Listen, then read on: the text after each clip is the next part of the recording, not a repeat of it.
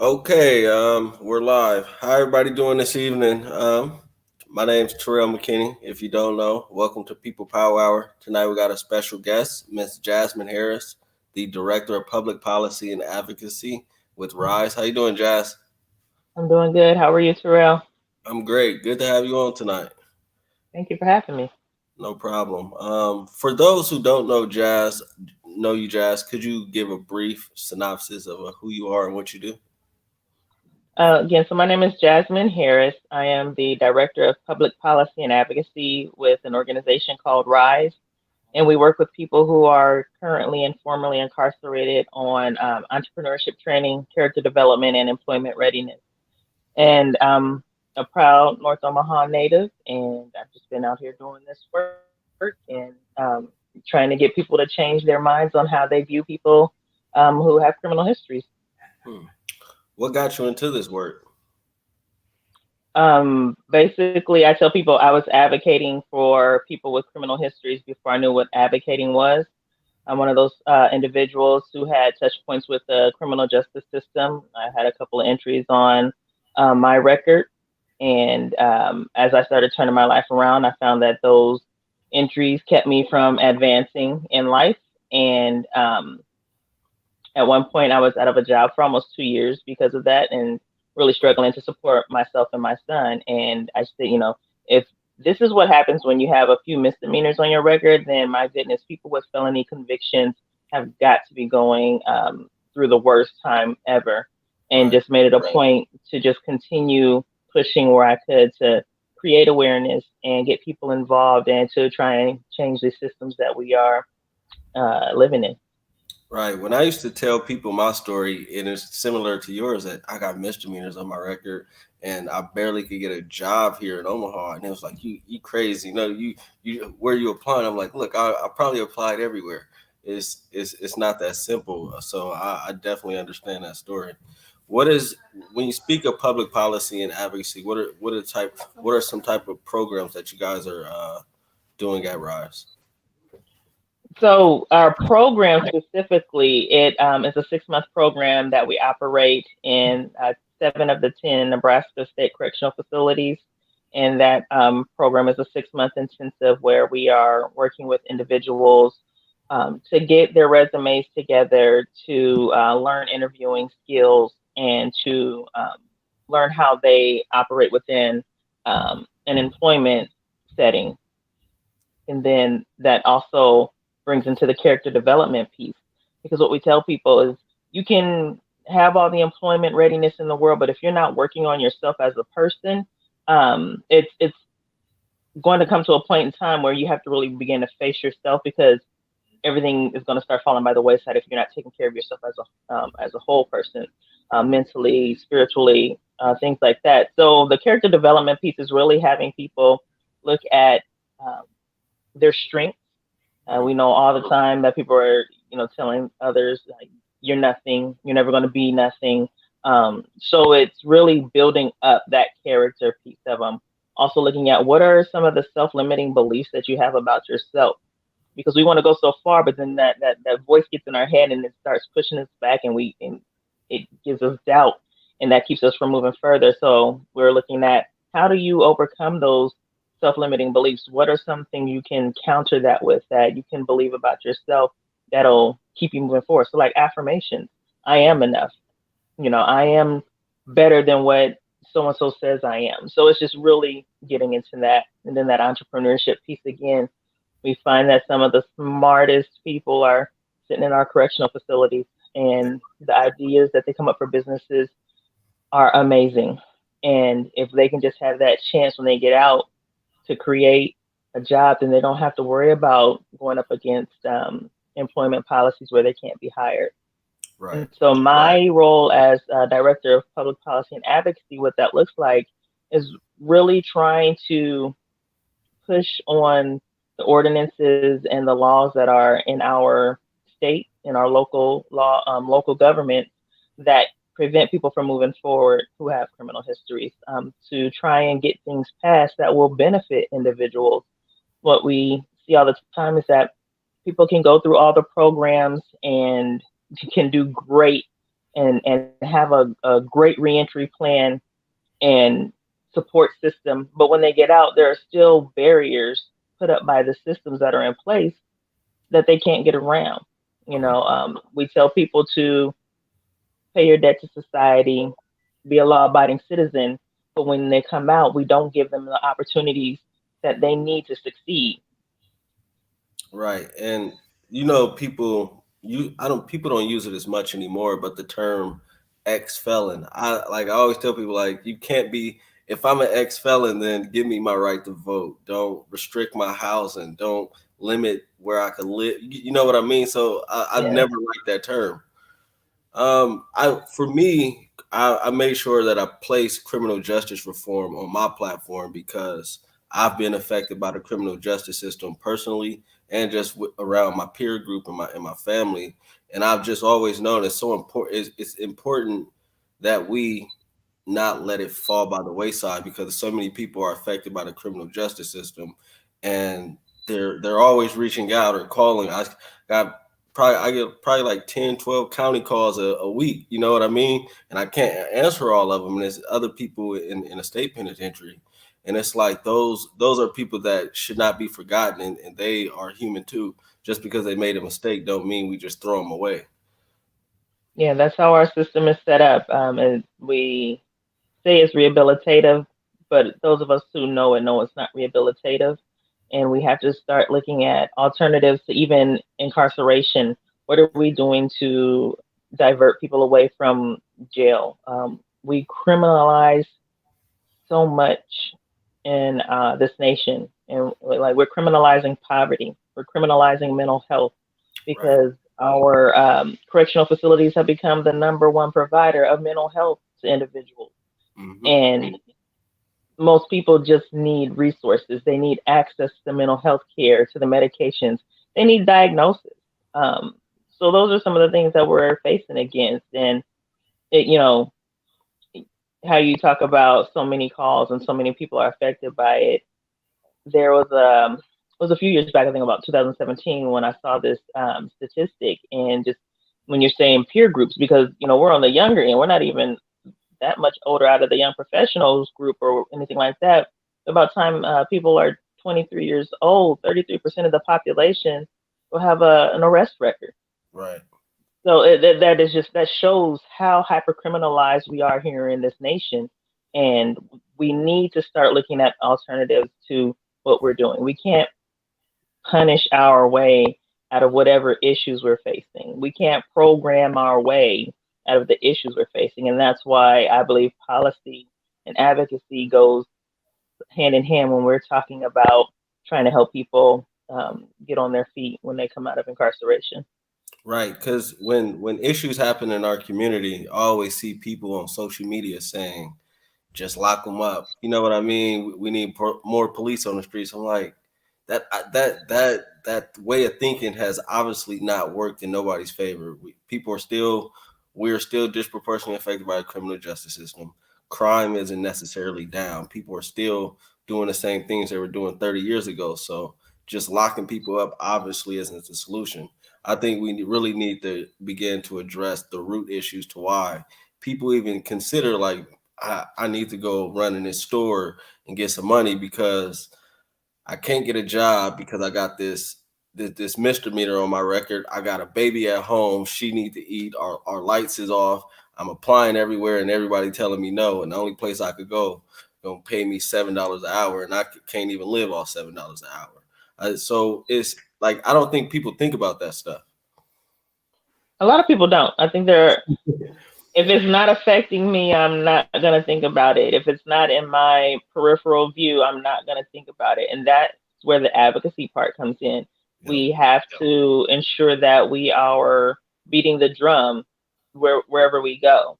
One of the things that um, sets Rise apart from other programs that are out there, we have an opportunity pre-COVID, because right now we can't do it, but where we took volunteers into the correctional facilities when we had like our business coaching days and our business pitch competitions and graduations. That right there gave us an opportunity to bring like 30 to 40 volunteers in at a time to interact with people who are incarcerated so they can begin to put faces and names to, to just whatever preconceived notions they already have in their mind.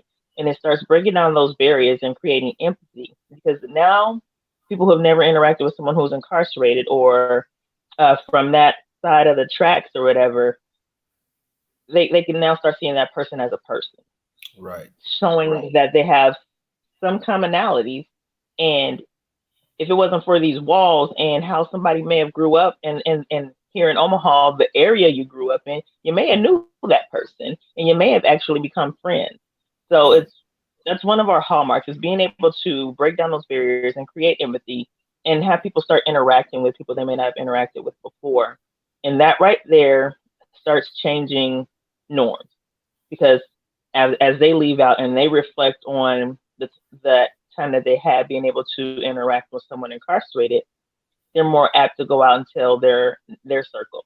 They're like, wow, I just been through something profound with this organization, and now it's changed my way of thinking around how I see people. And a lot of the other people that we would bring in, they were CEOs of companies, they own small businesses, they were in hiring positions at these companies. And what that then does is get those individuals to start looking at what policies do we have within our organization and that we have power over, to start creating change that way. So that's some of the things that we take into our advantage when we're trying to push these policies.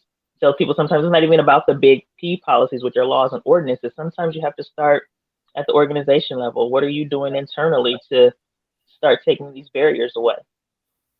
How do individuals get in contact with Rise to volunteer? Do they reach out to y'all or do y'all reach out to them?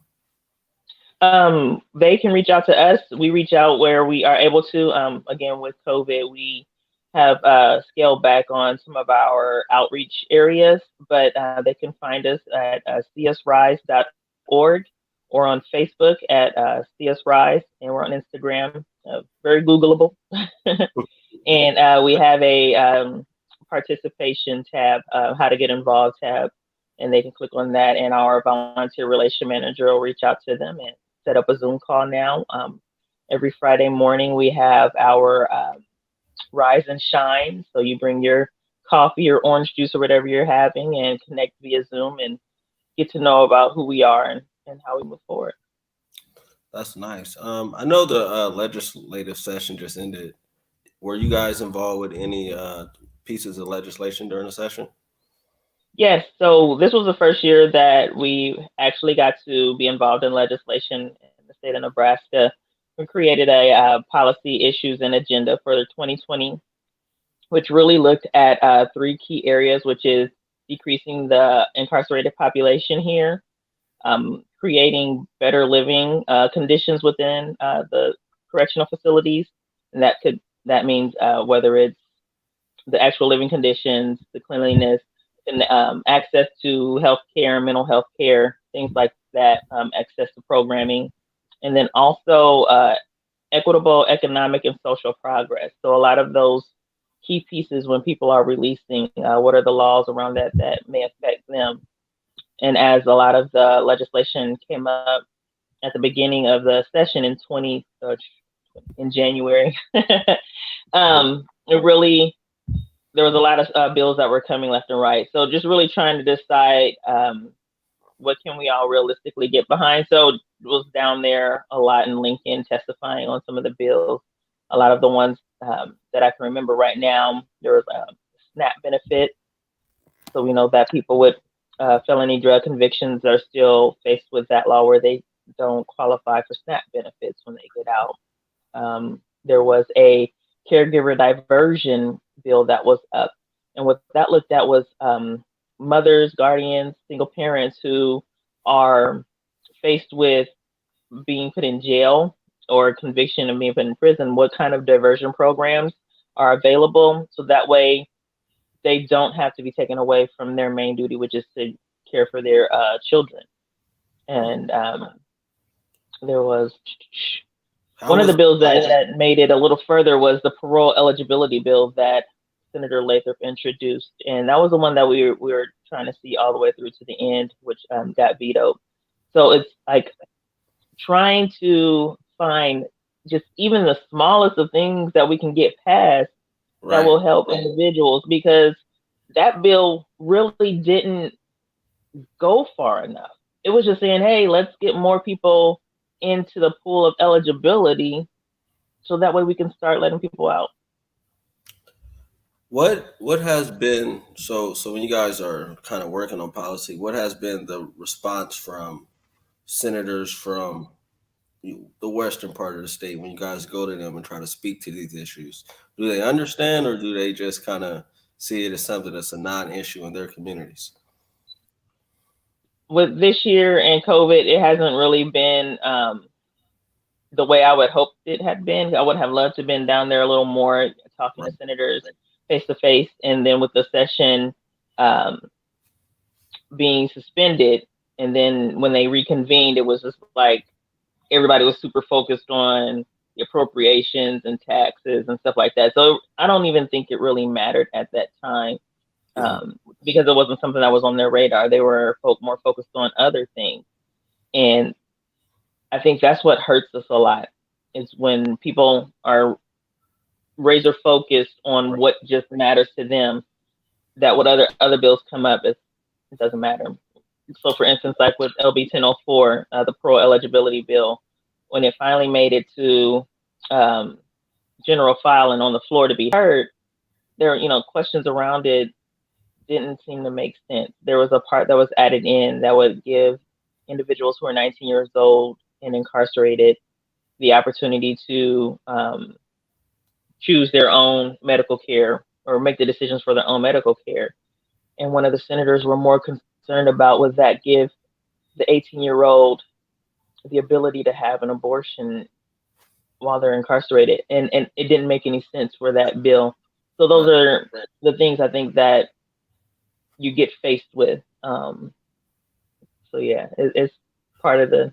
One of the things that confuses me is like you hear a lot of individuals in the Senate and across the state that try to speak of like, oh, we need to save money, we need to conserve resources and things like this. And I just be like, if you lowered the prison population, our state wouldn't be spending so much money. But which makes me understand that it's not a monetary issue with them. It goes deeper than that because if it was about money, our prisons wouldn't be overcrowded. You would think. I think Yeah, right now the last figure I saw it was a little over $36,000 a year to incarcerate an adult, and to incarcerate a young person was way more than that. It was over 90,000. right. Um, so when you're talking about an overcrowded prison system at any given moment, like currently 5,600 people, and the $36,000 figure was maybe about 5 6 years ago. So I'm quite sure it's gone up since then. So if you're Mhm. looking at $40,000 to $45,000 per person at 5,600 people, yeah, that's a pretty penny. Where we can then divert those dollars to the other things that need to happen, where we can have more mental health care access, Right.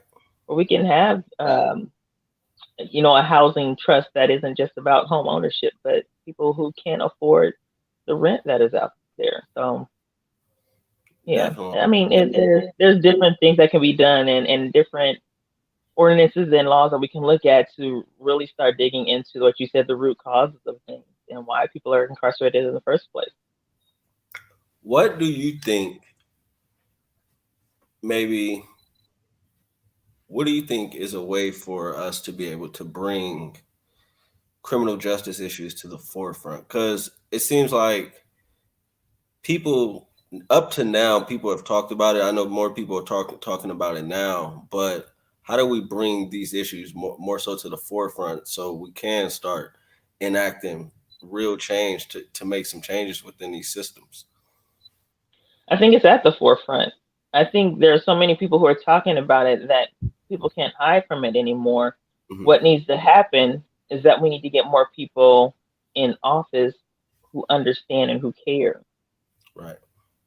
Because there were, so was it 2017 when we were fighting to get the voting rights for individuals restored immediately after incarceration. And that bill made it through the whole process with all the votes in place to the governor's desk to be vetoed. Right. And we had time to do to overrule it. Unlike this session, we didn't have time to overrule anything because of how it played out. But we couldn't get the same voters, Hmm. the same senators who voted for it throughout the whole initial process to override a veto. So right there, that shows that we need people in office who actually get it, who understand it, and who care, who at the end of the day will stand on what's right Hmm. to ensure that the change happens.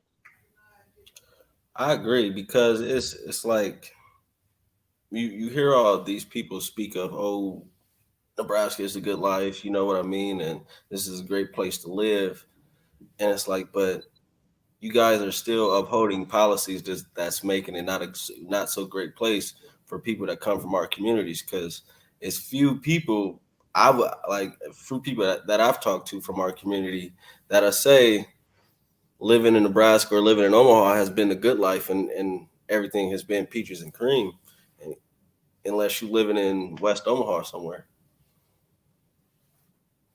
Well, Uh, it's very segregated and it's set up that way on purpose. it definitely is. Do you guys work? Do you guys do any advocacy on a local level with city government or So county? whenever there's something that comes up that I can bring it back to what goes on with Rise, then yes, we're there.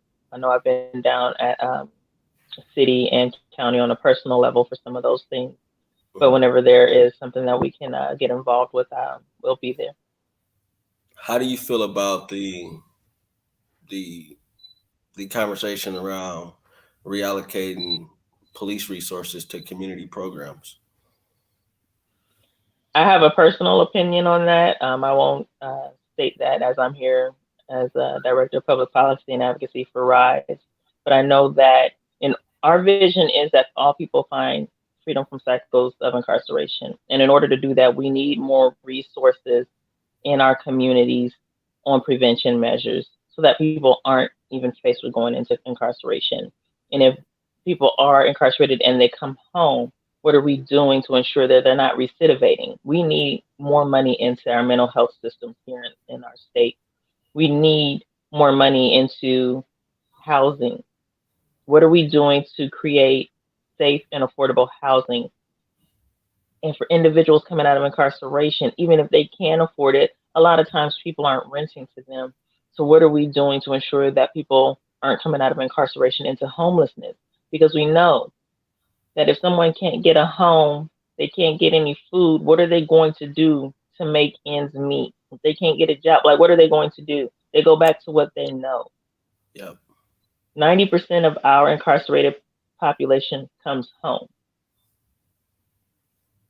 And we have to become a better community to ensure that they have the opportunities to thrive. I agree. I really do think that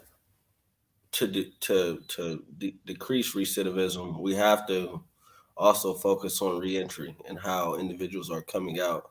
I personally think if somebody is spending 5 to 10 years in prison, it's no reason they shouldn't come out a master or something, have some type of skill that's transferable in society to where they don't have to come out with $100 check and wonder how they're gonna figure out where they're gonna work. I just don't think it's real. I just don't think it's it, it doesn't make any sense that people spend all these years in prison, but come out still looking for a job or housing or things like this. It's like, do we want to prevent people from going back, or do we want to just keep setting them up for failure? I say it all the time that we set people up for failure from day one. Right. So, for instance, if you're working in a correctional facility as, say, one of these good industry jobs, or you do have a skill set that you can utilize, and this correctional facility is, you know, their client is an actual company that has jobs on the outside. Yeah. So if I'm said employer and I'm employing people on the inside of a correctional facility and they get out, I can use that same skill set. Why would I not hire them? And I know that they worked for me while they were incarcerated, but Mhm. that's where we fail because a lot of these employers who have jobs on the outside aren't even hiring those individuals.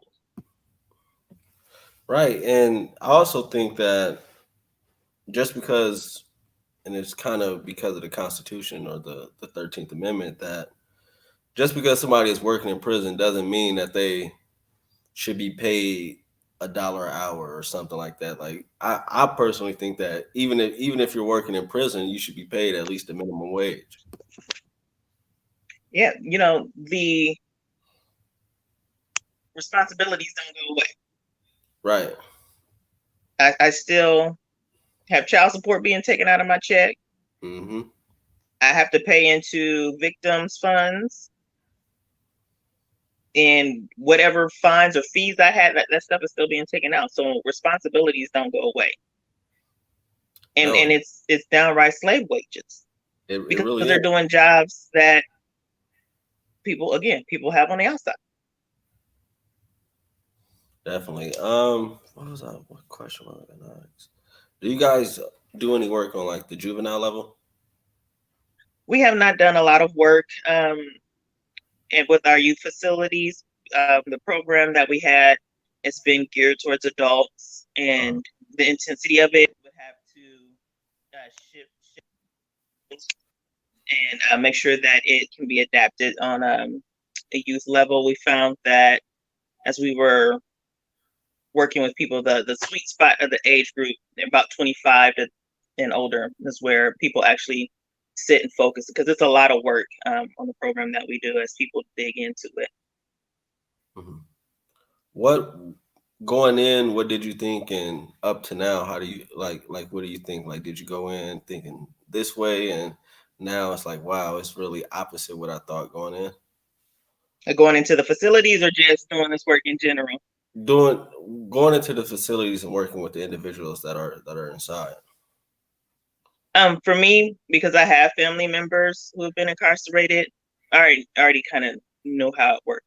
So Yeah. it wasn't a surprise to me in that sense. I think what's more surprising to me is that there's so many people who all they want and or need is just for that one person to actually listen to them and care Right. and to take them serious. That's all they want and need.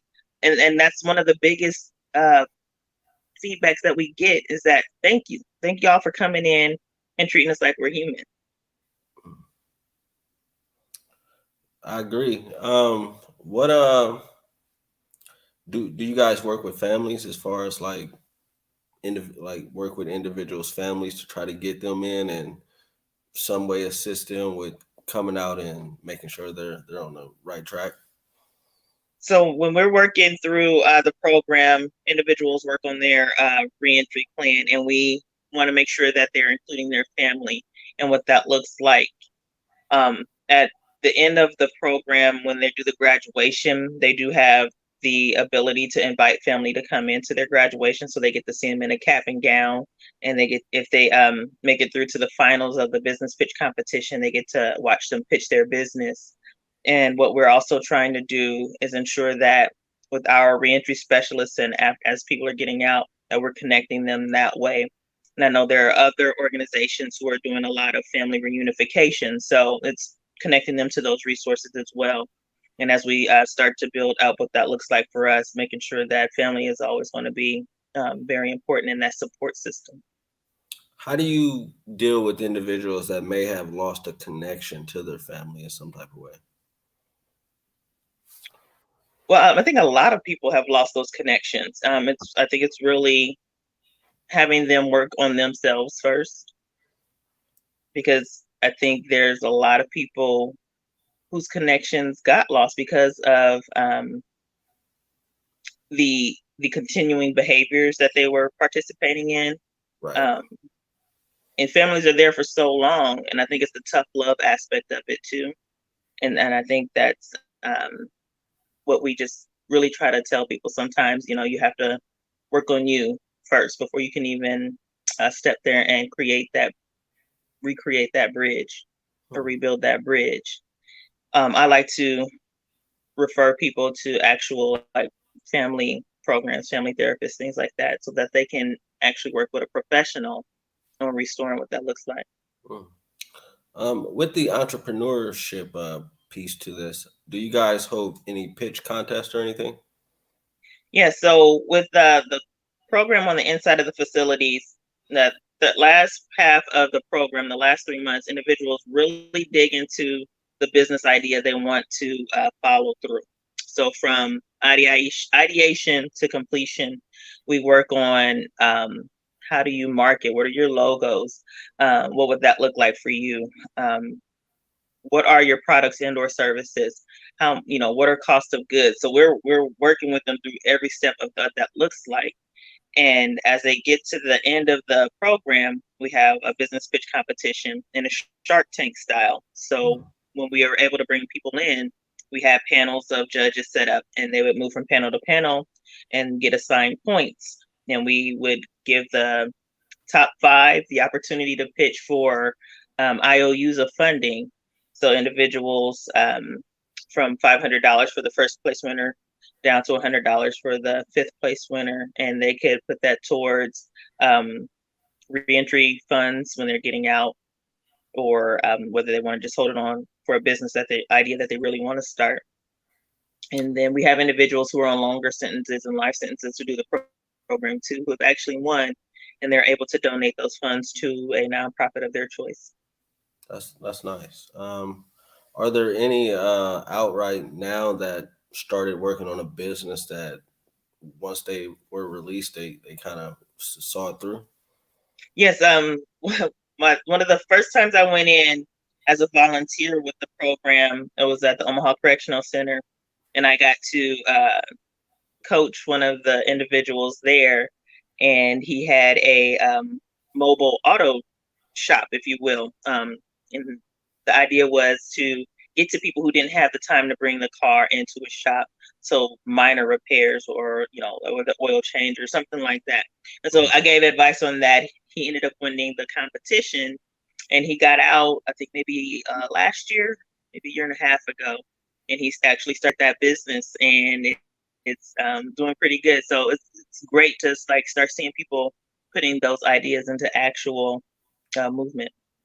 And that's nice. And probably if he had never, maybe if he never came in contact with Rise and was given just the opportunity to sit down and really think about what am I going to do once I'm released? How can I make sure that I don't end up back here? So I think that's great because I think more of that is needed because like I be talking to some of my cousins that's in prison. I'm like, dude, this dude is so smart. Like Hmm. you know what I mean? Like they tell you about what they're reading, and then they give you their how they feel about things. It's like you're so intelligent. You know what I mean? And you just are hopeful that the person that's in there, as far as the one that's thoughtful and thinking and trying to make the right choices, translates to the outside. And sometimes it don't. And it doesn't happen because we end up in some of them end up in the same environment, Hmm. and the lack of opportunity is slim. It really is. And one of the interviews I gave a while back, I was like, the cure to cancer is probably sitting somewhere in somebody's mind in a correctional facility, because we shut people down. Even Right. from the beginning. I'm one of those, I loved science as I was growing up. And I say sometimes people aren't even given that opportunity to explore things like that, to find out if they like something like that. And what does that do? That stifles growth. That stifles the ability for people to even want to try something like that. And just the conversations that we've had with people on the inside of those facilities, mind blowing. And I don't think people really realize that for a lot of our community members, a lot of time on the outside is spent trying to survive. You really don't have time to sit down and really think about life because you're literally trying to survive every day. And once you get in prison, you kind of you get the time to think, and that's when their minds start to blossom because they finally are able to sit down and think about themselves, their life, and what they really want to do. But a lot of times you speak to somebody out right now and that's in the streets, they're not thinking about 5, 10 years down the line. They're thinking about tomorrow. I got to make sure I get this done because you know what I mean? We're just surviving. We're not necessarily living. Yeah. And we have to get people from that survival mode to thrive. Right. And that's whatever it looks like for them. We can't dictate what success looks like for another person. So it's really just getting people to see what they want in life and how to maneuver and make it there. Yes, because also it's like a lot of people have been stuck in it, which is why I like the entrepreneurship thing because a lot of times they say, "Oh, you get out of jail, just go get a job and work." What if I don't want to work? What if I want to be my own boss? What if I really do have a dream that I want to pursue? Why do I need to go work in this factory to satisfy me being whatever you want to view me as? Why can't I get out and actually pursue something for me and And my family? that's the whole point of it. People have an innate ability to hustle. Right. That's what entrepreneurship is. It's hustling. Like, how am I going to get to this next moment? What am I going to put in place here to make this work? What is this next dollar?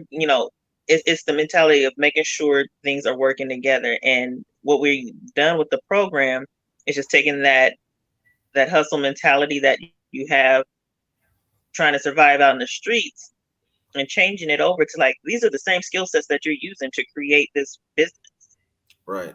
And then if you have somebody who has a background that can create a business that can hire other people who may not want to start a business, but who have backgrounds as well. Now you have someone who can empathize because they understood the struggle.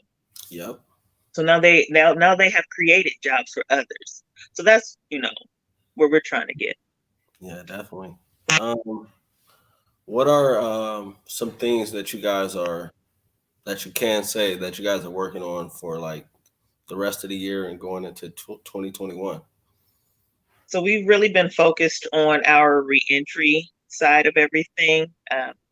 We have put in processes in place where we're starting to work with people at least 6 months before their release date, so we can ensure that they have things in order for when they're getting out: birth certificates, social security cards, so they can have their IDs, and working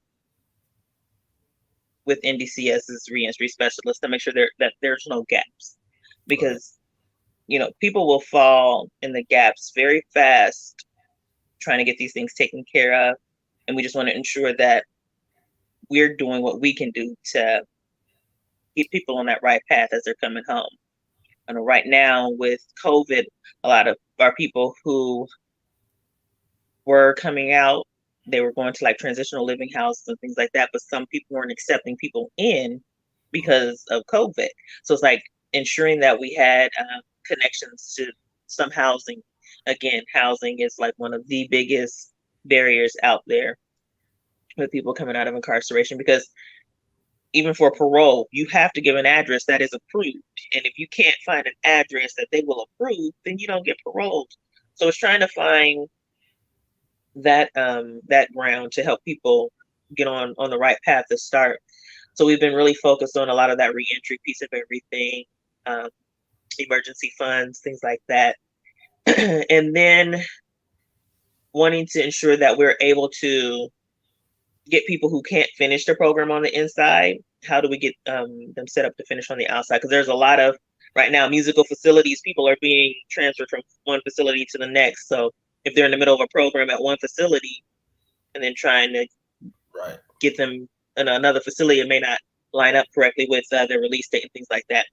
So we have people who are going over to a community correction center and we're trying to help them complete the program. It may not be in a cohort setting with others, but it'll be more book work, but really working with them to get that completed. And just looking at what's for the future. How do we continue to grow and provide the services needed to individuals, especially those who want to start their businesses? So looking at more of that programmatic piece and the reentry program pieces to work on the gaps that we see when people are coming out. Like one individual I had, he was in for 25 years and got to community corrections. And when he was ready to go on job seek, he didn't know how to use a computer because it had been that long. And, what does this look like? So trying to ensure that we are closing those gaps for individuals, because 25 years ago, yeah, things were probably more, you go to a job and fill out a paper application, but everything is all online now. How do you guys deal with the probation and parole system? Because one of the things that I dislike about it is that I think people spend too much time on probation and parole. I've had friends that got out, and you like, "What's up? How you doing? You out? Yeah, I'm on parole, probation, or whatever. How long you got? 5, 10 years." I'm like, "What?" Like, I had a friend tell me 10 years one time. I was like, "Bro, like, I don't know how you accept." Like, it's like 10 years of the system just stepping on your back. It makes no sense. Like, me personally, I've never been to prison, so I can't say whether I would have accepted it either. But just thinking about it, it's like nobody should have to spend 10 years of their life trying to get a second chance from society. Like, I personally think that the max somebody should spend on probation is maybe 5 years, and I honestly think that might be too much. Yeah, and that has a lot to do with sentencing structures. Yep. So that's one of the other systems that's a subsystem within the criminal justice system that really needs to be drilled down on and dismantled pretty much and taken care of, especially when we start seeing the disparities within the sentencings of themselves. Right. We know we already, people of color, Black people are disproportionately affected across the whole system, from the point of contact to being back out. Definitely. And how we navigate around the parole system. A lot of our people, they're not on probation, so majority of them are releasing on parole, and we do have some people who mandatorily discharge. Um, but the individuals that are on parole, it's really walking that line and saying, making sure that they know what they're supposed to be responsible for. And a lot of the times people who go back on technical violations, which wouldn't get anybody else put in prison to begin with. Right. So if it's part of your parole requirements to have a job and you lose a job, they say it takes so many times before they are written up and sent back, but it's one of those things. If I can't get a job, if I do have this job and it's a piece of a job, but it's through a temp agency, so now I don't have a job. So, what does that look like? But making sure that people are meeting with their parole officers and being upfront, I think that may go a long way too. But a lot of people, they have substance use or some kind of mental health, where a mental health episode, I think that disconnects, so that tears people down and messes those chances up.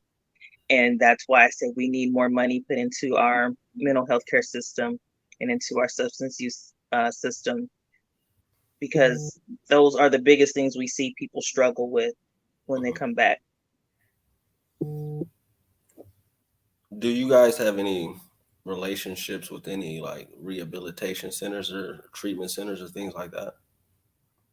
So we talk to, the same players that are there, the bigger organizations that provide mental health therapists, things like that. But it's still like when we get someone and we refer them there, they're so backlogged or whatever that looks like. They're telling people, we can't take you in right away. We can't get you in with a therapist right away. So that's what I'm saying. We need more resources because we made the connections. We know where to send you, but do they have the capacity to even help an individual? Right. So it's how do we help our people do better when the resources there are very limited? Are there any community groups centered around like what is it? I met somebody like what are there any groups in the community? Kind of, I don't want to say AA, something like AA, where individuals that have been in prison meet and kind of just use each other as a resource and as somebody to just talk to.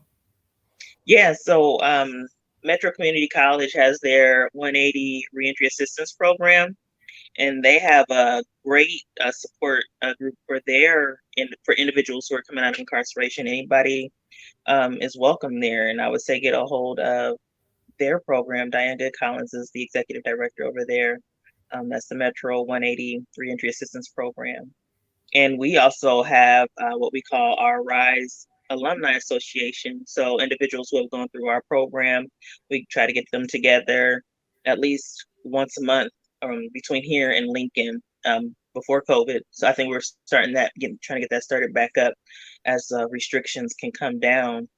And what we've started doing more recently is Wednesday night, what we call supper clubs. Even though we're not in person, it's hop on Wednesday night onto Zoom or whichever platform we're using to call, just to check in, chit chat with everybody, just see how everyone's doing.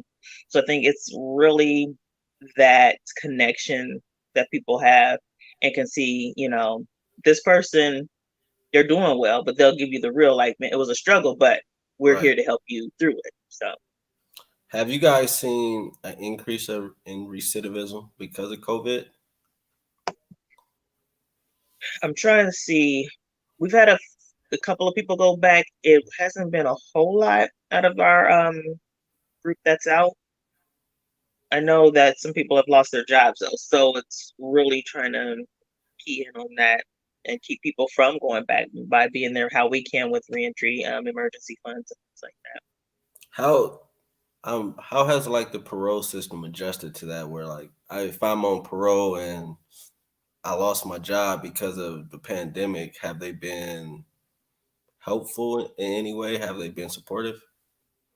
I haven't talked to many parole officers. I think, like, again, if that individual is talking to the parole officer and being upfront with them, I think majority of them are trained good, and are empathetic enough to say, okay, this person has been in touch with me. They are working on how to better their situation.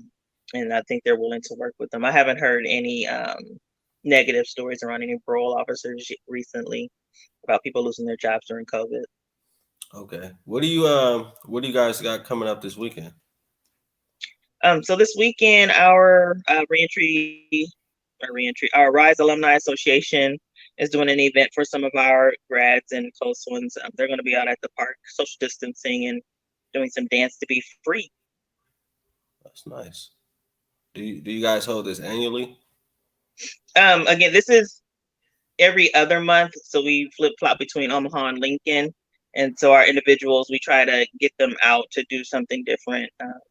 When we were able to get to bring people from the community correction centers, we would go pick them up and bring them to the event as well. So that way they can get out of the center and get around people and just enjoy life outside of the center for a moment. And then people who are already out, just having a moment to not worry about where my next meal is coming from or what other stressor is going on in life, but just to be around people, check in and have fun. If somebody wanted to get involved with Rise as a volunteer, what's the best way to get in contact with you guys? I would say go to our website, csrise.org, and there's a get involved tab on there. There's all kinds of email us, contact us boxes. Somebody will get it. Right. Okay. That's good. What's the best way to get in contact with you? I If am somebody at has a J question. Harris at csrise.org. I'm on Facebook. Um, my work number is 402-321-0933. I think I'm pretty good at answering emails and voicemails. Yeah, I understand. That's great. Do you have anything that you want people to know about Rise or yourself that they may not know right now? Um, Man, I think it's just not even knowing about Rise and myself, but really taking a look at giving people that second and third or fourth chance. Because sometimes for people, it may be a fifth or sixth chance if they are really trying. We want people to succeed, but like you said earlier, Terrell, we have systems and environments that are set up for people to fail. And I think we have to start being more empathetic Mhm. and really thinking like, what's the worst thing I've done? If I don't want nobody throwing that up in my face, why am I going to throw that up into somebody else's face? Right. So let's make sure that we are not trying to remember people for the worst thing that they've done, and especially if they're coming out and trying their hardest to make it. Let's help them make it, because when one person wins, we all win. Hmm.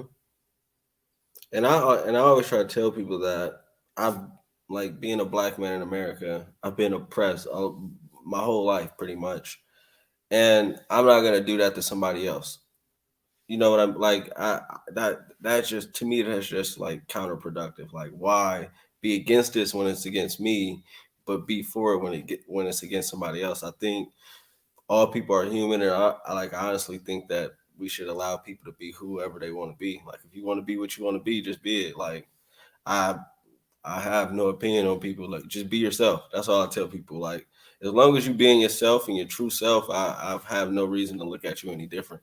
Not that I would look at you different in the first place. That's so true. Definitely. Well, I definitely appreciate you coming on with me tonight. Look forward to seeing more from you and Rise in the near future. If you ever got any questions or anything, just always you can hit me up.